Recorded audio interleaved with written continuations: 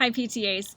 My name is Heather Starks. I'm the president of the Minnesota State PTA, coming to you to talk to you about the value of icebreakers.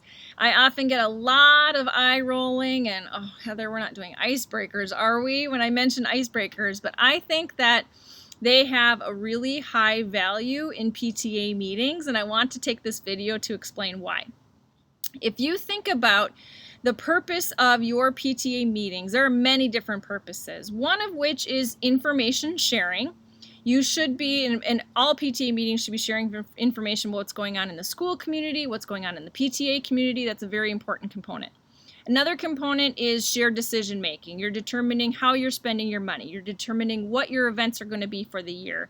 You are hopefully having conversations with your principal or your teachers about what's going on in your students' classrooms and making shared decisions about that.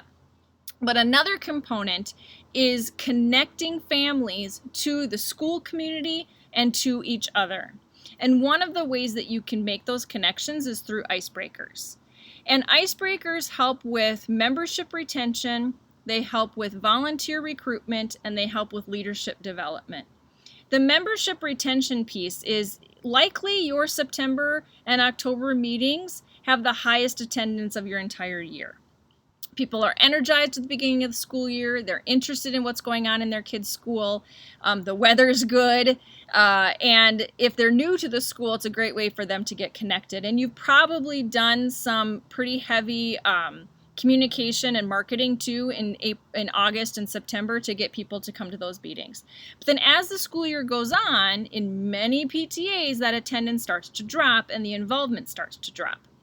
However, if you take the time at the beginning of your year, September, October, November, December, doing activities like icebreakers that help people feel connected to each other, you're going to see that your attendance does not drop as significantly in the later months.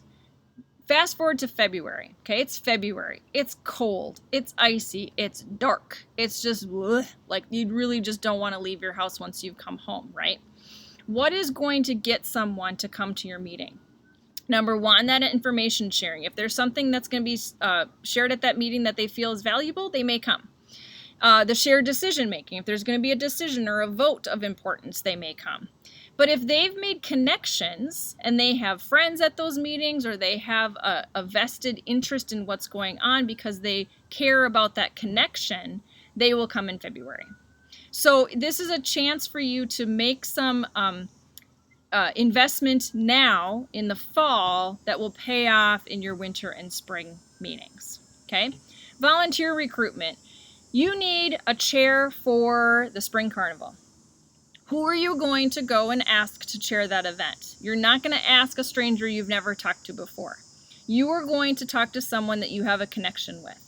And if you've spent the time to do icebreakers over the last few months, in February, I'm going back to February, you may be able to approach someone and say, hey, you know what, we really need some help with the spring carnival. Would you be willing to help us?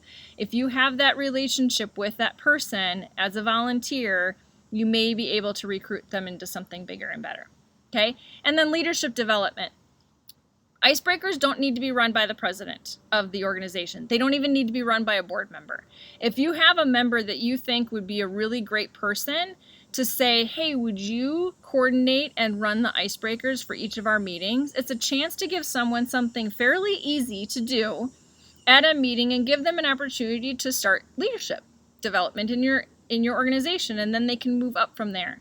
So there are a lot of reasons why icebreakers should be utilized in PTAs, and I'm going to do a series of a couple videos giving you examples of specific icebreakers that are PTA friendly, meaning they don't cost money or very, very little money. They take very little time to prep, and they're 10 minutes or less in a meeting time in terms of your agenda. So take a look for those different options for you, and I hope that you incorporate at least one, if not more, icebreakers throughout your year.